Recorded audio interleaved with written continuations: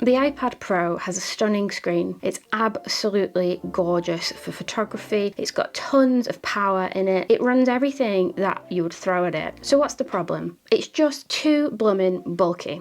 And not just the 12-inch one, but also the 11-inch one. I found that I very rarely took it out of the house, and it became more of a house device for me. And at that point, it was competing with my MacBook and my PC, and well, it started gathering dust. The iPad mini fits even into my smallest bag, and it's absolutely portable. It's so light, you don't even realise you have it with you. And one thing I love about it is you can still use the pencil as well. I love how it just fits ideally onto the side via a magnet, so you've always got the note-taking and the drawing, etc. that you could do on the Pro on the Mini. The screen is smaller on the Mini, of course, but when you are drawing and writing with it, you can simply just pinch to zoom in and just write as normal. I have quite large handwriting, and I did initially think that I would fill up the screen very quickly, but you can just zoom in a little bit and it's no problem at all. My two favourite pencil apps are GoodNotes and also Procreate. I use GoodNotes for my bullet journals, note-taking, things like that, and journaling. And then I use Procreate for drawing, except I'm not great at drawing, but I do think it's pretty fun, primarily to do silly little animations in my YouTube videos like this. Another reason to love the Mini and having a device like this with you at all times is I'm really trying to cut down on my screen time on my phone. So when I'm out and about, say I'm waiting for a train or something, I've started instead opening up my iPad Mini, opening GoodNotes and journaling. It could be to add to my to-do list or just to touch base with what I'm feeling in that moment in time. And it's really helped me be more present in life and certainly more organised as well, keeping on top of my to-do list. Now I have taken my iPad Pro on some adventures over its time. We've been to Switzerland and we went on an American road trip, and I watched NFL games by the pool in Europe. I've done loads and loads of travel with the iPad Pro and also quite a bit of travel with the Mini now. And comparing the two, the Mini wins hands down.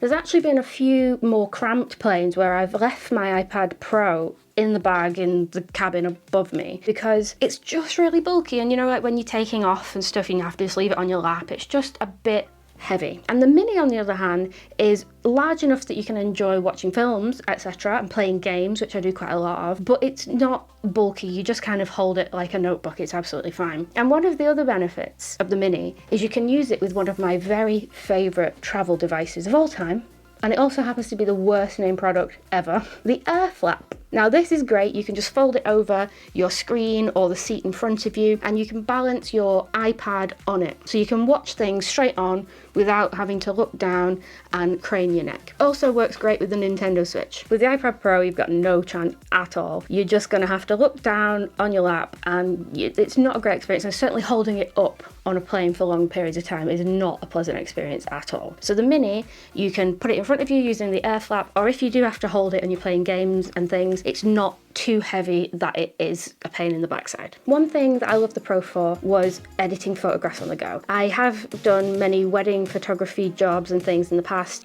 Pre-lockdown, I was destination wedding photographer, and I found myself out and about a lot, and I found myself editing on a train in Switzerland. It was so glamorous with my Pro, and it was a delight. It was great to know that I had enough power with me to edit an entire wedding on the go. And the OLED screen is bright and accurate and lovely. It really fit into my old work style quite well. However, now that I do more travel photography, more sort of out and about smaller jobs, the Mini is still great for photo editing. It's much more portable, and it's more than powerful enough to run Lightroom. I do lots of editing when I'm on holiday to share to social media and things like that, and I even do a little bit of editing video using LumaFusion on the iPad. You can do it on the Pro. It's a little bit more convenient with a bigger screen, but in terms of being more portable, I think the iPad Mini is better. And because you can use the pencil with both, you're not losing out on that lovely photo editing where you can mask things easily with the pencil. Yes, the OLED screen is lovely on the Pro,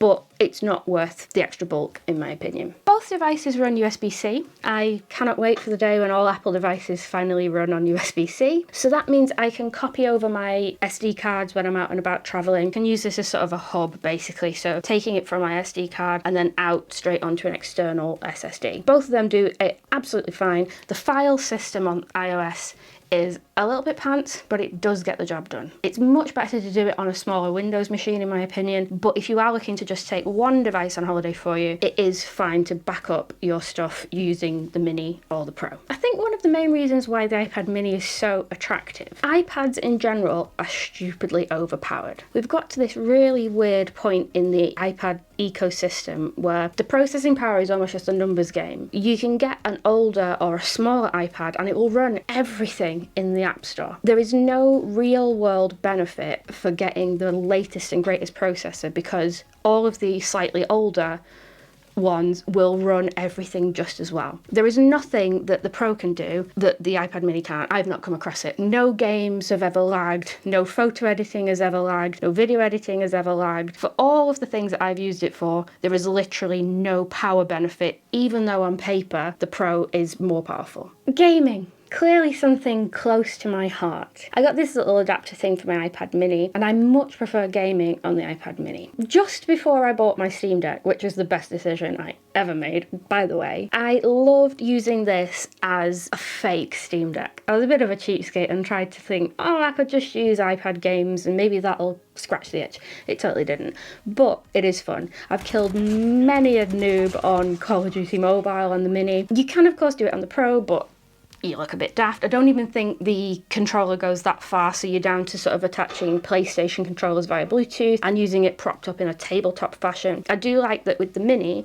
you can either have it propped up like this in a tabletop way or use it as a handheld device. You get the best of both worlds. Battery life is superb on both devices, but I think it's even more impressive how good it is on the Mini because of its size. You can go a full long haul flight without any issues. I've watched TV shows, I've watched full NFL games, I've edited full galleries of photographs. The battery life is superb. It has been superb for many a generation now on the iPad, and it's kind of expected in 2023, but don't feel like you're going to be sacrificing battery life if you do downsize to something smaller. I love me a comic book or 10. I'm swapping between The Boys and Why the Last Man at the moment, and having something that I can read on the go is really convenient. I have to say the artwork looks great on the Pro with the OLED screen, but the actual real world logistics of holding the big device is just clunky and horrible. On the Mini, it's more just like holding a magazine or something, and if you want to sort of look closer at each individual panel, you can just zoom in. So it's a great device for reading comic books and graphic novels. Another travel benefit of the Mini that actually really pleasantly surprised me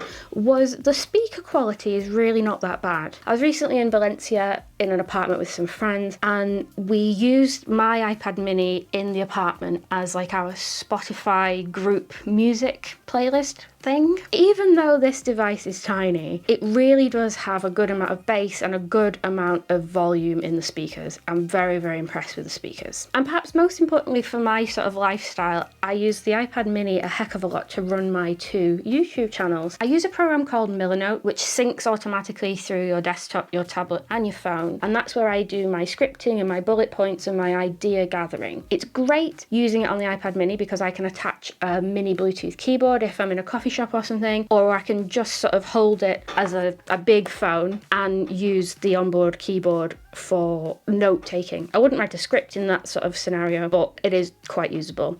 The Bluetooth keyboard is nice, but it is one extra thing to lug around. The keyboard on the Pro, I mean, it's just like having a MacBook or something with you. There is no compromise on this keyboard. I've written thousands and thousands of words on this multicolored little beaut, but that's no good to anyone if I don't take the device out of the house. So on the whole, I regret absolutely nothing about downsizing. I actually only have this device to show you because I gave it my mum for Christmas. She's very kindly let me use it again just to do some B-roll for this video. And it's nice seeing it again, but even having them both in front of me, I still regret nothing. It's very, very rare in life that the device that is vastly cheaper is better. So I would say if you're on the fence about downsizing, or if you have an iPad at the moment and you don't use it as much as you think you should, definitely consider adding a Mini into your arsenal. Now, it's not all perfect. There are a few things that I do miss. First of all, as I've mentioned, the keyboard. I don't think it would work as well if Apple brought out a similar keyboard on the Mini because it's just too small. The Bluetooth keyboard that I use is a great workaround, but having something that you have to bring out in addition isn't always great. And of course, because it's a separate device, you do have to do it on a table. Whereas with the iPad Pro, you could lean it on your lap, for instance, or you could sort of lean back on the couch and it was fine. Another thing about the Pro that I do miss is some tasks are just better on a bigger screen. Of course they are. Particularly if I need two screens open at once, if I'm researching something for a video, for instance. On the Mini, it's less of that, it's more closing a window, opening it, and going back and forth. Having things side by side on the 12.9-inch Pro is a delight, but I can do that on my desktop, so it's not necessarily the end of the world if I can't do it on my out and about device. And I have to say, the refresh rate on the Mini is a little bit disappointing. There is a little bit of a stutter if you scroll too quickly, and the refresh rate on the Pro is just absolutely buttery smooth. I will say it's not as bad as some people make out on the Mini. It's certainly usable, it's not the end of the world, but if you have got a Pro, you will notice something a little bit different with the screen, and it may take a few days to get used to. But the iPad Mini isn't the only device that I use for travel. Watch this video next to see the Win Max, which is absolutely fighting the iPad Mini for the top spot in my lineup.